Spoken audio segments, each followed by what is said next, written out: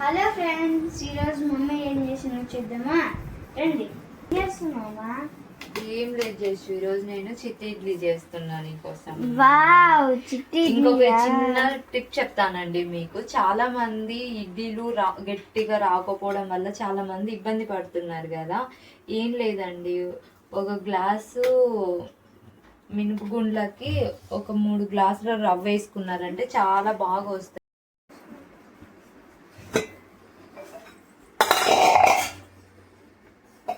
చూడండి, ఆ కొలతల్లో వేసుకుంటే ఇలా బాగా పొంగుతాయి. ఇలా ఉంటాయి చూడండి, తీయంగానే ఇలా వచ్చేస్తున్నాయి. మన వేడి వేడి చిట్టి ఇడ్లీ రెడీ.